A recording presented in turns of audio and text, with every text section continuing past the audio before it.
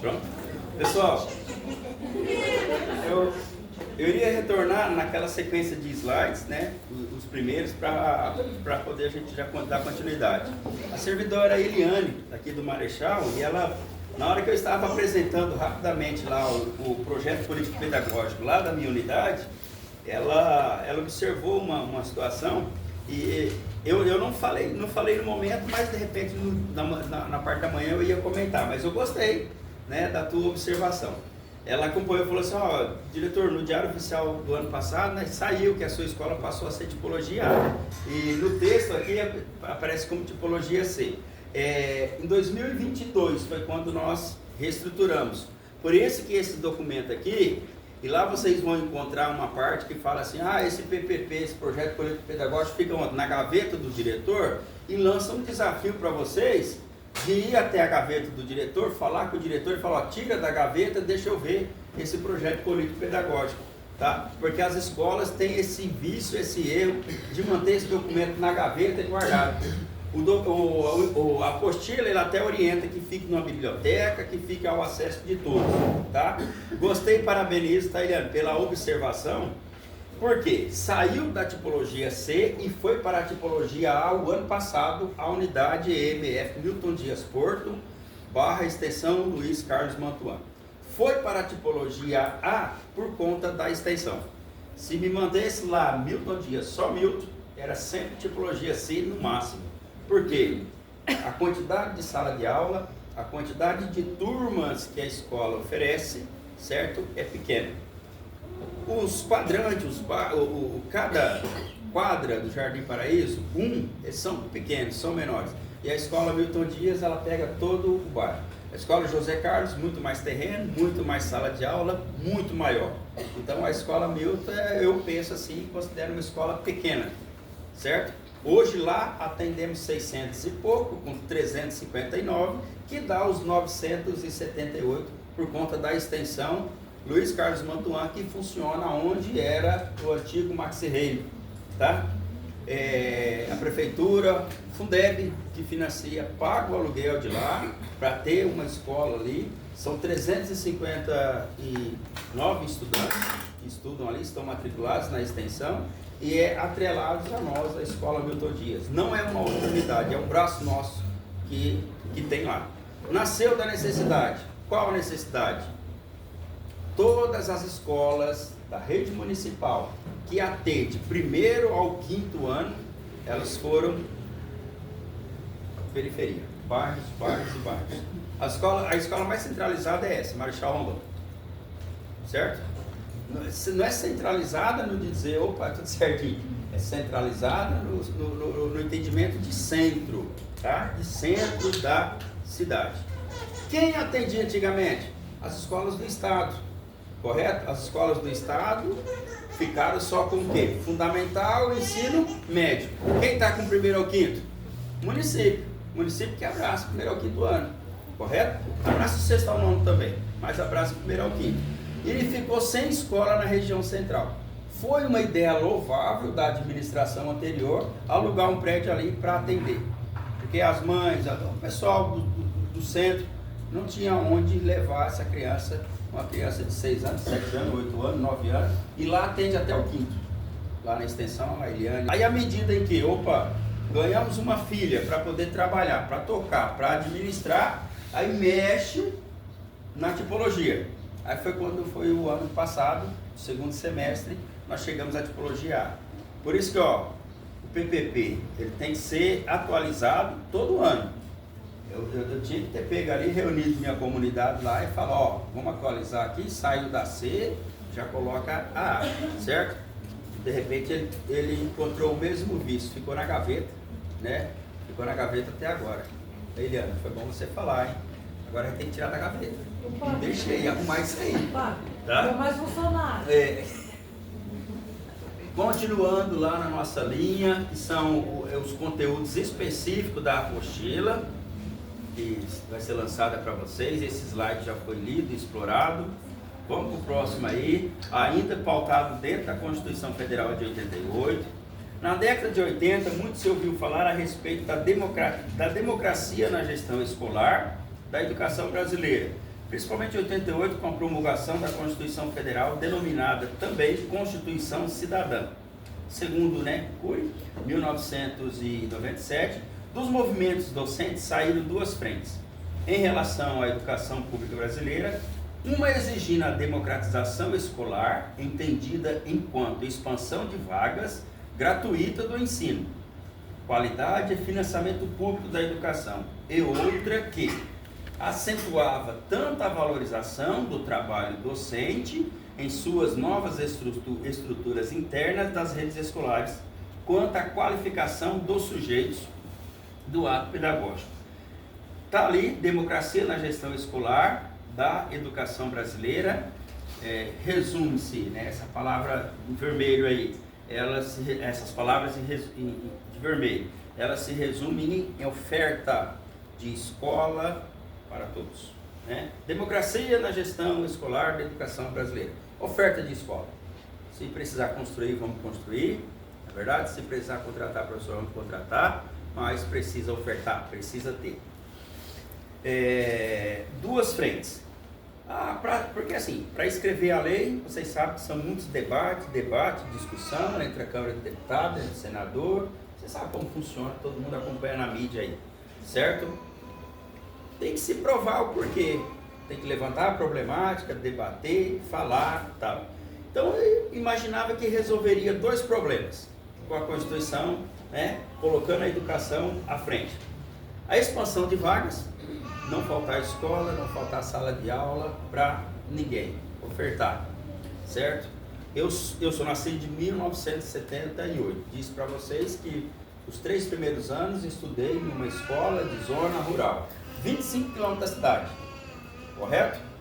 Talvez, se não fosse a Constituição aprovada, com o olhar voltado de oferta de escola em tudo quanto é lugar do nosso país, de repente, meu pai e minha mãe tinham que ter falado, vamos sair do arrendamento, vamos para a cidade para poder os meninos estudar na cidade, porque aqui não tem escola, correto? Mas quando se fala expansão de vaga, é lá longe, é na fazenda A, fazenda B, fazenda C, é lá. Se não tem uma escola lá, coloca um ônibus, vai lá, busca estudante para vir estudar aqui, correto? Expansão de vaga para todos. Valorização do trabalho. Tem que valorizar o nosso trabalho, de todos nós, correto? Aí entra nessas últimas discussões aí. Se chegarem a perguntar para mim, já falo para vocês qual que é o meu ponto de vista, qual que é o meu pensamento. Eu, professor Edmilson, 25 anos de educação de Naviraí. Direito é direito, não se tira, correto? E se a gente fala em valorização, vamos caminhar para a valorização, senta com a categoria, faz um estudo, coloca os números para trabalhar e aprova o que é possível aprovar, beleza? Porque a lei fede aqui, valorização do trabalho. É isso, valorização é salário bom, tá? Tem uma fala aqui na apostila, vocês vão se deparar com ela. Eu queria mesmo que vocês fizessem a leitura na íntegra, certo? Ali na frente eles vão culpar os agentes da educação, eles vão culpar de que a quantidade de aluno matriculado diminuiu, tem ali os dados, depois eu falo, e culpando a gente, certo? Culpando os agentes da educação, somos todos nós, certo? Eles não culpam diretamente, mas deixam a interrogação, por que será que se afastou tantos alunos das escolas, correto? Então, mas primeiro vamos pensar em valorização, temos que pensar em melhores salários, certo? E na educação, tudo foi conquistado, chegamos até aqui, foi com bastante discussão política, reuniões e tudo mais. Então, diante desse cenário atual de Naviraí, eu, professor Edmilson, o que eu penso? Tem um ditado que diz assim, devo no nego, pago quando puder. Eu não sou ligado diretamente à administração, à chefia. Eu tenho uma unidade para me cuidar. Eu cuido de uma unidade. 25 anos dentro de escola, certo? Tudo existe um plano. Faz um estudo e dilui. Correto? Quando eu preciso pagar uma conta que é grande, eu não parcelo. Para tudo tem uma saída. Teve um governador aqui teve um governador que quando ele assumiu, a educação não estava do jeito que estava. Vou falar o nome dele, mas não é politicamente, eu vou falar o nome dele para situar vocês dentro do contexto. Foi o Putinelli, correto? Ele tinha um dever, uma obrigação, uma correção salarial, não podia naquele momento, ele distribuiu em 6 anos. Distribuiu em 6 anos, correto? Então esse é o caminho da saída para o momento, é esse. Eu estou abrindo só esse link, esse parênteses, nessa situação, porque cheguei a um ponto bem ali de valorização do trabalho, né? E aí fala, não, Dudu, a pessoa vem para poder falar em valorização do trabalho, mas olha o que está acontecendo. Então já vou colocar dentro dessa situação do momento. E o meu pensamento é esse: chegar com a categoria, fazer um estudo e dizer, não dá para ser implantado agora, mas vamos registrar um documento e vamos diluir isso aí. Porque, gente, correto? Se daqui 6 meses a gente dizer, ó, já está tudo pronto para daqui 6 meses, vai começar, acalma todo mundo e a gente já sabe que o negócio vai estar posto, né? Se não tem dinheiro agora, então beleza, se planeje para daqui 6 meses e assim vai gradativo. Se não dá para começar tudo de uma vez, começa fracionado, tá? Minha esposa no estado, ela ficou, falou, ó, o aumento era tanto, mas o governador deu, acho que 6 no mês de fevereiro, março, e depois ficou mais uma fatia para outubro daquele mesmo ano, deu outra corrigida, e quem é do estado sabe disso. Quer dizer, então, para quebrar, parcelar, dá para administrar numa boa, certo? Atende a Constituição Federal de 88, que já deixa bem claro lá, a valorização do trabalho. A valorização do trabalho, gente, os salários, salário melhor, correto? Não deixa a gente cair na mesmice, não deixa a gente ir por obrigação, faz a gente se envolver, né? Essa daí é o que faz o grande diferencial, certo? Porque é amor e dinheiro junto, né? Porque barriga vazia não dá, correto? Então vamos lá. Qualificação dos sujeitos do ato pedagógico. Qualificação de todos nós. O próprio funcionário é o exemplo disso. Quando se fala em qualificação, certificação é o diploma que você pega para poder provar que você se qualificou, tá? Qualificação é isso. É você melhorar o teu trabalho. É você se tornar mais prático no seu trabalho, é você estudar e conseguir aplicar. Quando se fala em qualificação dos sujeitos, é isso. Esse curso na minha lista dos cursos que tive que fazer, que eu me lembro, e agora junto aqui com vocês nesse sábado de manhã, eu me lembro do PCN, que são os Parâmetros Curriculares Nacionais.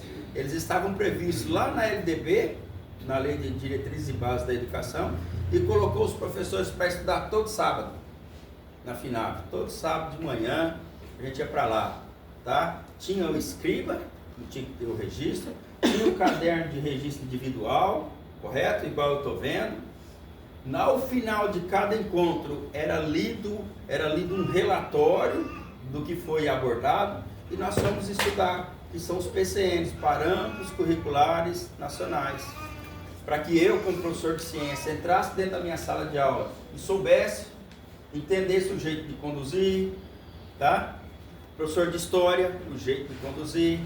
Lá na época a gente falava muito em projetos interdisciplinares, que era projeto que envolvendo todas as disciplinas, tá? Então, assim como vocês, dia de sábado, tá? Teve dia que não queria ir no domingo, porque ficou uma parte do domingo, espero que você não faça isso, tá?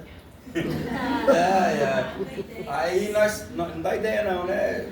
Aí nós tocamos, eu lembro que tocamos até um pouco início da noite para poder concluir naquele momento. Então, o que eu quero falar com isso? Quando a gente pensa em qualificação dos sujeitos, quando a gente pensa em estudo e capacitação, é importante estarem aqui. Já passei por isso também, outros colegas, professores, passou por isso também.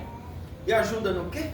Ajuda a gente a pisar dentro da sala de aula, pisar dentro da nossa escola, a desenvolver a nossa tarefa com mais profissionalismo, tá? Em resumo, e vamos parar de falar de Constituição, em resumo, entendemos que o nosso principal objetivo enquanto agentes da educação professores, servidores administrativos, profissionais de apoio, é ter o olhar voltado à educação para a vida, utilizando os conhecimentos adquiridos para a vida cidadã, pois cada um de nós pertencemos a uma comunidade política, país, e necessitamos exercer nossos direitos civis, políticos e sociais. Nesse slide eu quero enfatizar aqui os tipos de educação. Antes existia a educação para o trabalho, você frequentava uma escola, certo? Era uma escola mecânica, ela te ensinava para aqui. Tem escola assim até hoje? Tem, tá? O Sebrae, curso técnico, tem um monte que qualifica o profissional. Deixa de... Não, é importante, com certeza ela é importante. Mas a educação pública, ela ensina para a vida, correto? Ela ensina para a vida. A profissão é você depois, né? A profissão é você depois, certo? Porque vem os dons, tá? Vem a facilidade que uma pessoa tem com isso ou com aquilo, tá? Então, saiu um momento, e na apostila vai falar daquelas escolas mecanizadas, daquelas escolas que a pessoa ia, e eu estou estudando para isso, mecanizando, tá? A oferta da educação pública é para ensinar para a vida, é a pessoa conseguir colocar em prática, lá na vida dele, tudo aquilo que aprendeu ao longo da sua escolarização, que começou na educação infantil, passou pelo fundamental, chegou no ensino médio, terminou lá com a sua idade que você tem. Essa educação, ela é para a vida, baseado nos conhecimentos científicos, tá? Baseado também, apresentando também as crenças, a cultura de cada lugar. Mas essa educação, ela não deixou de ser aquela educação para o operador trabalhar na fábrica, correto? Para o operador trabalhar como montador em determinado local, porque teve um momento que já foi assim na história da educação. Estudava, entrava ali para aprender aquilo. Aí o negócio tomou outros rumos melhores, tá? Por quê? Eu tenho a opção de fazer um curso técnico naquilo que eu me identifico, tá? E o governo vai obrigar eu a ser técnico de eletricista? Estão entendendo mais ou menos a minha linha de raciocínio?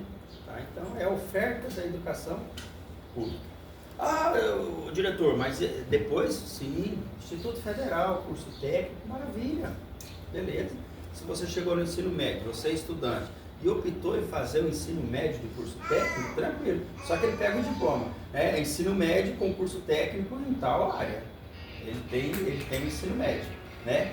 Ele não terminou o 9º ano e foi para o ensino médio e saiu com certificado assim, técnico em eletrônica. Não, ele tem ensino médio e técnico em alguma coisa. Aí as coisas se complementam, correto? Educação para a vida, como eu já disse, né? Temos que aprender e colocar em prática aquilo que nós aprendemos dentro da sala de aula. Pois pertencemos a uma comunidade política. Aqui o termo uso comunidade política como termo país. Todos nós pertencemos a um país. E precisamos exercer os direitos civis, políticos e sociais. Agora falando específico, um pouco mais específico de escola, certo? De gestão, olha lá, gestão e educação escolar, que é o tema principal, o tema-chave. Avaliação institucional, isso é uma avaliação da escola, certo? Vocês aqui são efetivos e a cada 3 anos a escola tem que passar pelo processo de avaliação. Já teve algum momento que o diretor ou alguém lá da escola reuniu todos e vocês tiveram que responder um monte de perguntas sobre a escola? Sim. Já teve isso? Sim. Se isso é bom, é ruim, é péssimo, se estou satisfeito ou insatisfeito, já teve isso, né? Eliane, alguma outra escola? Isso. Isso é chamado avaliação institucional, correto? É a hora que o gestor para poder ouvir todos vocês participarem, respondendo, avaliando. O próprio nome fala, avaliação é prova. Avaliação é eu dizer e apontar o que está ruim e o que está bom. Com esse objetivo que é feita aquela prova lá. É chamada de avaliação institucional. É da instituição, é da escola, tá? Pergunta o que está bom e o que está ruim em todos os aspectos. Eu pensei de trazer um instrumento e apresentar, só que aí ia ficar informação demais. Então eu vou meio que, entendeu? Eu pensei de pegar o instrumento lá da escola, que é uma lista de 60 páginas aí, e expor aqui e dar uma passada para vocês. Mas pergunta assim, em relação à infraestrutura, a sua escola tem janelas quebradas? A sua escola tem escada? As escadas estão em boas condições? A sua escola ela tem a quantidade de vasos sanitários, de banheiro que atenda toda a comunidade?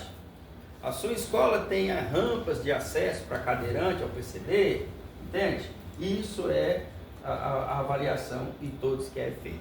A sua escola, qual é o índice de aprovação no final do ano? Qual é o índice de reprovação? E isso está dentro de um instrumento chamado avaliação institucional, tá? E o nosso compromisso hoje é esse, é vocês entenderem tudo que é uma escola, né? Para viver a gestão democrática, a escola deve realizar avaliação institucional, oportunidade de ver, rever, avaliar e reavaliar a prática existente. A atuação do gestor, da coordenação pedagógica, dos professores e servidores administrativos, identificando até problemas estruturais e materiais. Falta isso, falta aquilo, isso está bom, isso está ruim, tudo é discutido dentro dessa avaliação institucional. Então não fique bravo, na hora que o diretor chamar todos vocês, em um horário diferente, às vezes o gestor maior é bom, pede para dar aula orientada e dispensa todo mundo 9h30, senta e reúne, ou quando não tem um sábado letivo dentro do calendário, aí chama todos vocês, né, em um determinado momento, para sentar e avaliar a unidade, certo? Avaliar a escola. Formação continuada. Formação continuada. Apoiar a formação continuada dos professores e servidores administrativos, apropriando-se das tendências pedagógicas atuais. Eu coloquei o exemplo aqui do pró-funcionário, que é isso. O que vocês estão fazendo? É chamado de formação continuada. Tá?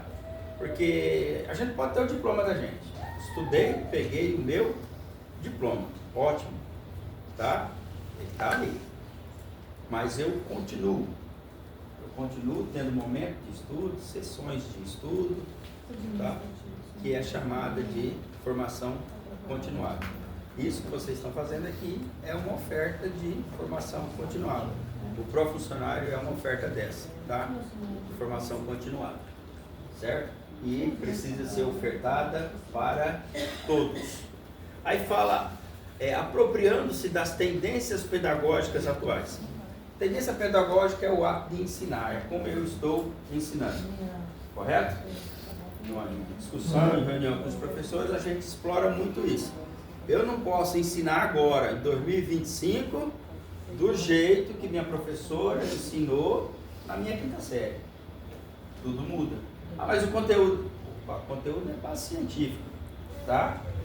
Língua portuguesa, muda de vez em quando, né? Nós tivemos umas últimas mudanças aí em algumas palavras nos últimos tempos. As coisas se atualizam. Se as coisas se atualizam, então a tendência pedagógica. Vou colocar um exemplo melhor, que eu acho que vocês no período de escola, quanto estudavam, vocês fizeram muita conta para encontrar o valor de X? Agora não precisa mais? Oi? Não. Ainda faz, mas agora, ao invés de ficar só encontrando o valor de X, a gente usa o termo desconhecido, a gente usa a incógnita, certo? A gente traz para a prática, porque não era mais interessante ficar x mais 5 é igual a 10, qual é o valor do x? A x mais 5, sabe, repetido aquilo. Então é você mostrar para o estudante que tem um termo desconhecido ali e que a matemática, se eu tiver 2 números aqui, eu consigo chegar nesse que está desconhecido.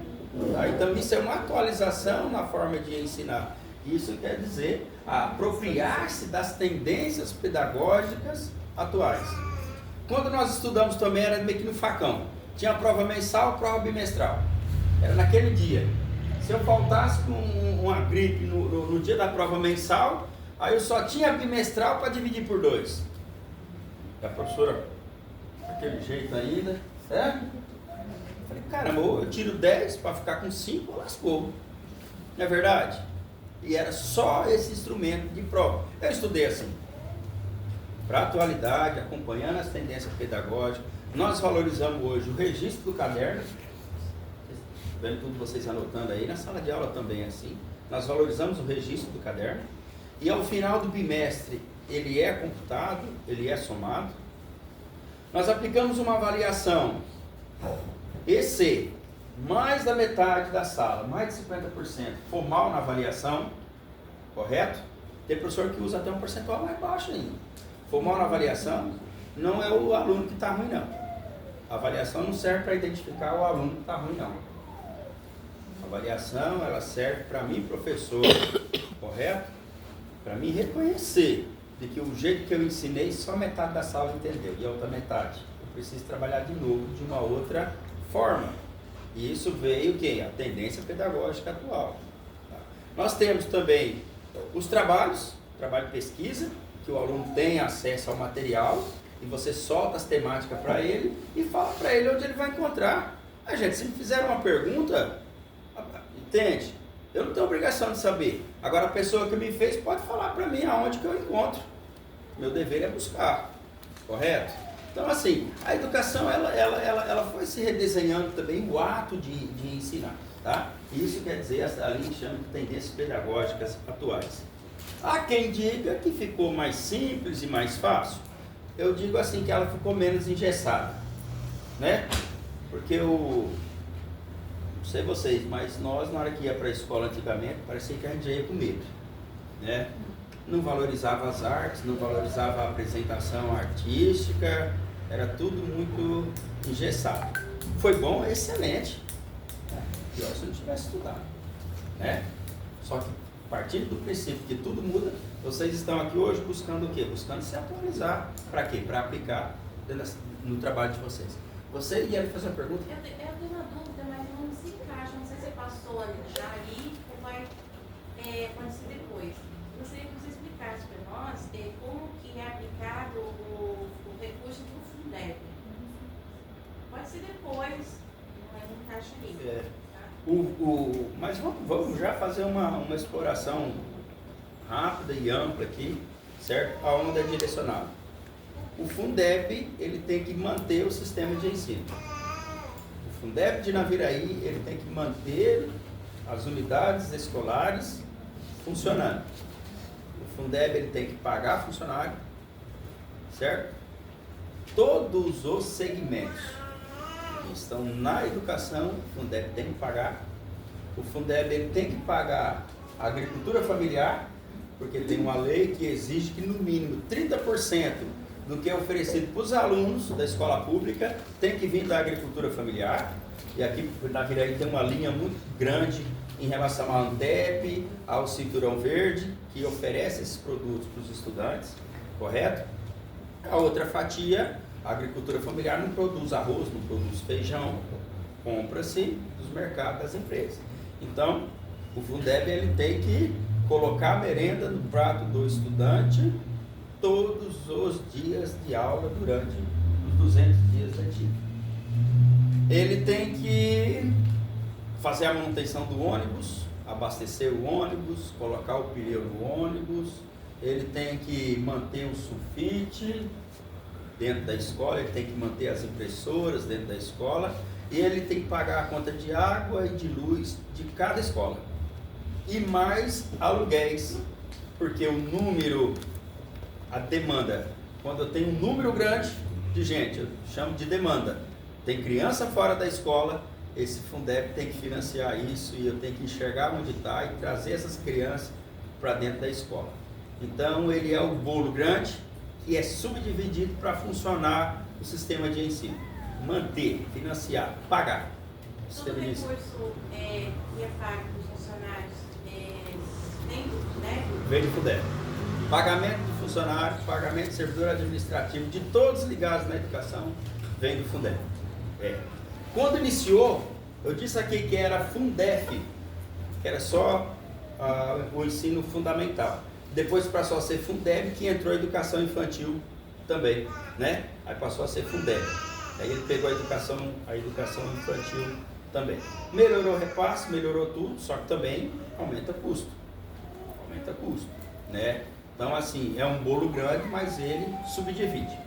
Lá atrás, ele veio taxado assim: 70% é para pagamento da folha, pagar funcionário, e 30% era material.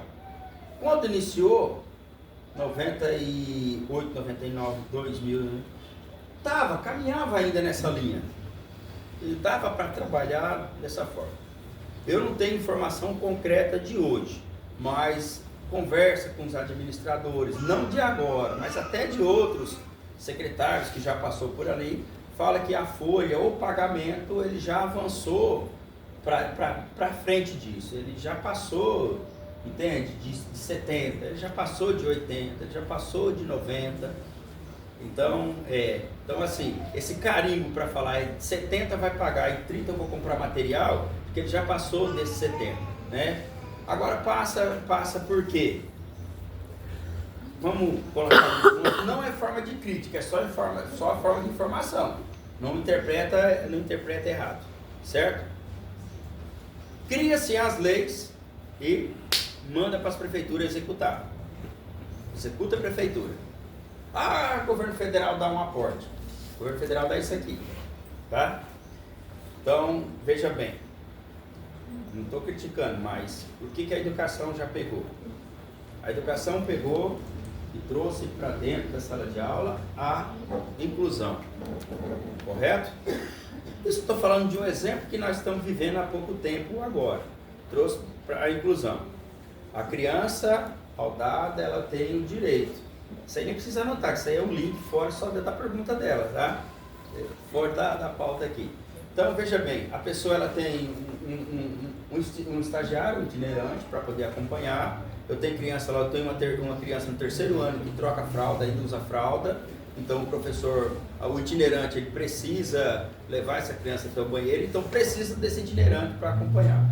E tem aqueles que o transtorno é maior, que a lei obriga que contrate um professor, STER, intérprete, correto? Que é a legislação. Então assim, foi pegando, foi vindo as coisas, entende?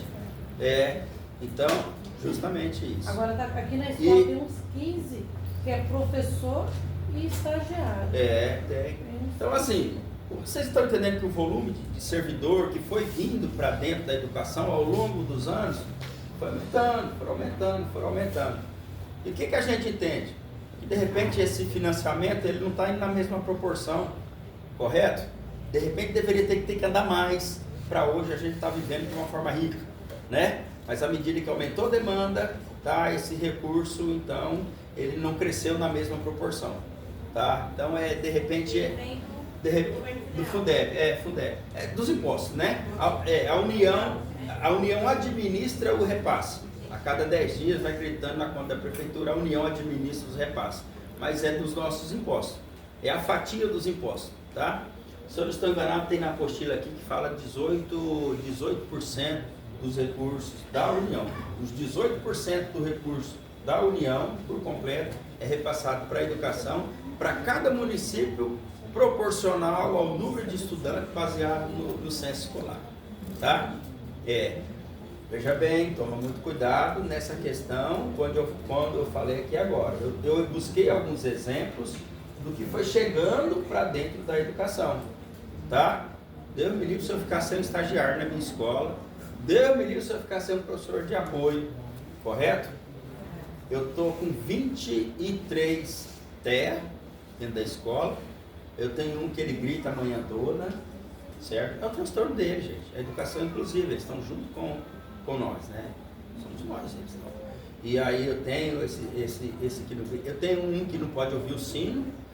Na hora do sino, a professora que está perto dele, ou ele mesmo, já tem que tampar o ouvido, porque o barulho do sino.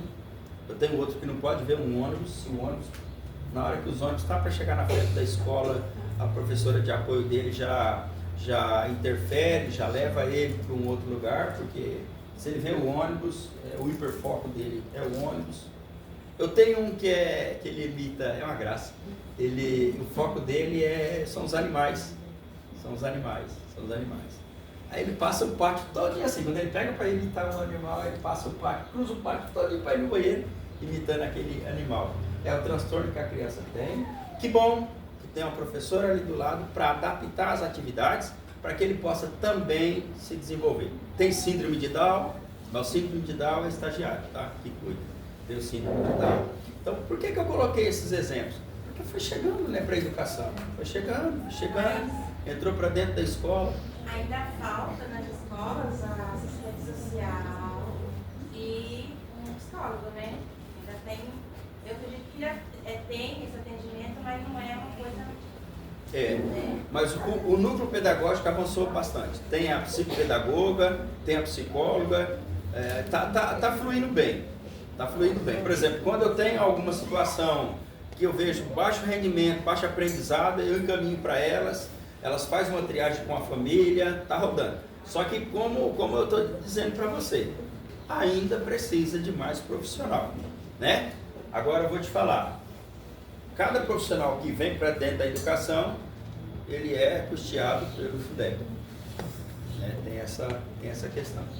Vamos caminhando mais um pouco. Parcerias, conselho escolar, instância colegiada com funções consultiva, normativa, deliberativa e fiscalizadora, apoiando a disseminação da gestão democrática. Então, na hora que chegar a tarefinha para conselho escolar, certo? Qual é o conceito que vocês precisam ter? Correto? Que é uma instância colegiada que apoia a gestão escolar. Conselho faz com que eu tenha as informações. Um pai está lá, o filho chega em casa todos os dias, esse filho vai reportar para o pai o que foi ruim na escola, o que está acontecendo na escola. Esse pai, sendo membro do conselho, ele vai chegar até o gestor e vai apresentar. É por isso que a eleição do conselho escolar acontece junto com a eleição dos diretores. Tá? O diretor toma posse, já era para tomar posse ontem o conselheiro, aí mudou, por conta do evento da inauguração da creche, mudou para terça. Então os conselheiros escolares vão tomar posse na educação infantil na segunda, outros já foi feito na sexta, na quinta e outros na terça. Tem alguém do conselho aqui? Eu perguntei, teve um que respondeu. Conselho, isso. Muito importante participar. Como o próprio nome fala, conselho, aconselhar, trazer, apresentar, correto? Estou vendo que está acontecendo isso. Uma escola está tendo problema de briga na hora da saída todo dia. O diretor vê e viu, se for aquele que fica lá às 11h20 da manhã olhando, tá? Beleza. Mas se não for aquele que... Você é do conselho escolar, você é pai do estudante, ou você é o servidor que está ali no horário até meio-dia. Acompanhou, viu isso? Leva para a gestão. Essa briga na frente da escola na hora da saída não pode acontecer, correto? Então, mas aí entra um pouquinho, avança um pouquinho mais. Eu preciso falar isso só se eu for membro do conselho? Não. Você não é agente, um gestor daquela escola, né? Eu tenho mais do que compromisso. Coordena a gestão escolar, ainda seguindo a mesma coluna ali. Coordena a gestão escolar no estudo, planejamento e acompanhamento das principais ações no dia a dia da escola. Coordena a gestão escolar.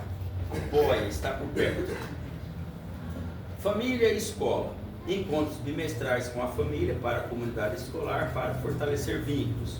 Promoção do convívio ético e profissional entre servidores e família. Eu destaquei ali o quê? Convívio ético e profissional entre servidores e família. Precisamos recepcionar o pai e a mãe que vai na escola. Não é de cara o diretor, que ele já vai encontrar, esperando no portão. não é? E a gente precisa ter esse convívio ético e profissional junto com a família dos nossos estudantes, certo? De repente é para você que ele, estudante, ou ela, ou ele, pai ou mãe, ou responsável, vai desabafar um grande problema.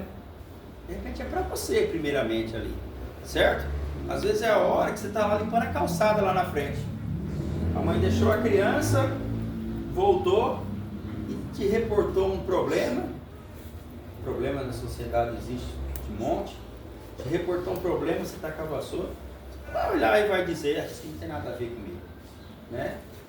Leva para o superior, apresenta a questão, né? Olha, aquela avó reportou que está acontecendo isso, isso e isso.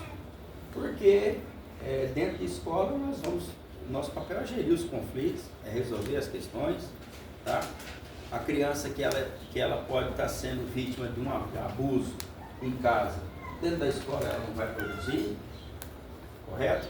A criança que presencia briga, conflito dentro do lar, a escola ela não vai produzir, alguém vai desabafar. Pode ser uma mãe que esteja passando por uma situação de violência doméstica, ela vai desabafar com você ali, correto? Mas nós precisamos manter o convívio ético e profissional. E tomar cuidado com a palavra ética, né? Que ela tem a inimiga dela, correto? Que é a fofoca, né? Opa, acho que falta o lado de cá.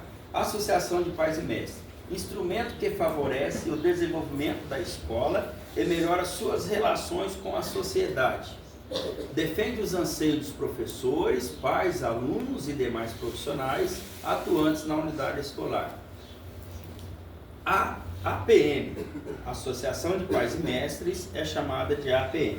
A APM, ela tem não vou falar importância, porque tudo é importante, mas ela tem uma função maior, que é ajudar a gerir os recursos, tá? Todas as escolas, quem faz o pagamento dos recursos, quem faz o pagamento é o tesoureiro da PM. Então, o tesoureiro da PM.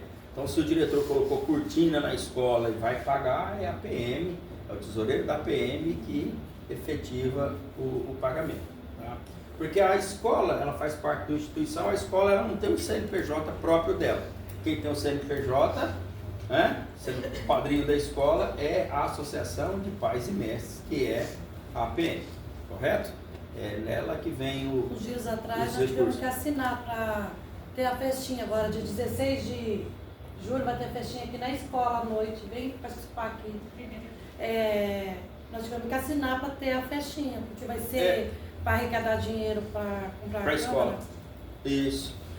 Vai movimentar alguma coisa, vai movimentar dinheiro, o gestor tem que chamar todos e apresentar a ideia. Olha, vamos fazer uma festa aqui e vai ser uma festa junina, vamos vender isso, vender aquilo. E os recursos dessas vendas, elas vão para a APM. Primeiro, vocês aceitam? Sim, todo mundo assinou a ata. Depois, no outro momento, arrecadou tanto. Vamos mandar tanto para fazer isso, tanto para aquilo, tanto para aquilo outro e assim por diante. Parcerias externas, vínculo com instituição pública e privada, Instituto Federal, Universidade Federal, Universidade Estadual, que é UFMS, né? Polícia Militar, CAPES, CREA, CAPES e Conselho Tutelar.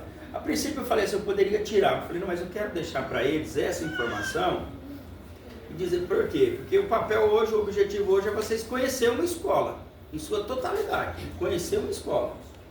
Eu conheço o Marechal, eu vi uma foto dele. Não, mas o que está por trás disso? Então esse é o meu papel hoje. Aí eu falei assim, vou deixar porque eles precisam saber de que a escola precisa ter parceria. A escola ela precisa ter um diálogo aberto com a Polícia Militar, tá?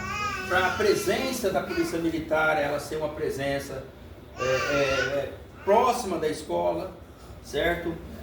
CAPS, CREAS, que são apoio à assistência social, correto? O menininho na escola, ele pode revelar de que a mãe dele apanha todo dia do pai, porque o pai dele já ouviu falar a história dessa natureza? E aí? Nós, enquanto escola, nós vamos, diante de um problema desse, nós não vamos agir? Agora, como que vai agir? Nós vamos lá pegar o pai? Não. Nós vamos buscar essa parceria, reportar o caso para a assistente social e ali a assistência social faz o trabalho dela. É que eu, enquanto escola, nós estamos mais perto da comunidade, nós tivemos acesso a essa informação, correto? E a gente interfere na ajuda. Fortalecimento da relação escola-comunidade para a melhoria do ensino. Nós temos que caminhar junto, né? Escola e comunidade para o ensino ser cada vez melhor. Vamos parar agora um pouquinho do almoço, né? Almoçar. Pessoas que fazem parte do conselho escolar são 2 professores, 2 servidores administrativos, 2 pais ou responsáveis e 2 alunos, tá? Esse aluno, a educação infantil não tem, porque esse aluno precisa ser de 12 anos ou acima para poder fazer parte, tá bom? Então, assim, essa lógica para uma escola de ensino fundamental. 2 professores, 2 servidores administrativos, 2 pais ou responsáveis e 2 alunos. Eles são eleitos pelos pares, porque a eleição é junto com a eleição para diretor, tá? Então, eu, pai de aluno, eu voto no candidato a diretor e votei também no candidato, no pai que era candidato ao conselho, correto? Então, isso aqui é pelo voto direto, tá? Essa é a composição do conselho escolar. E a próxima tela é as pessoas que fazem parte da Associação de Pais e Mestres, da APM.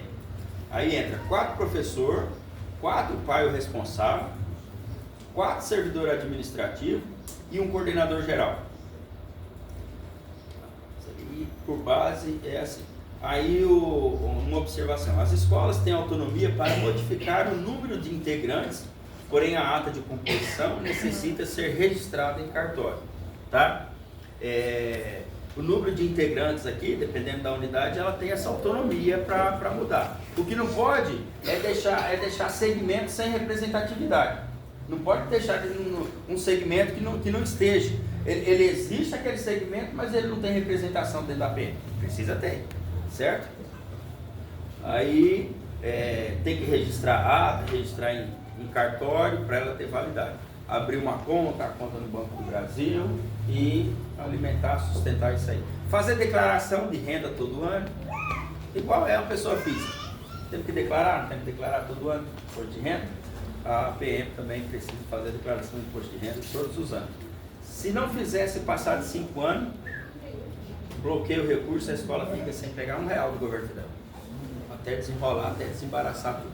Tá bom? Fechamos esse assunto assim. Esse tópico, depois a gente retoma. É com você, Silmar.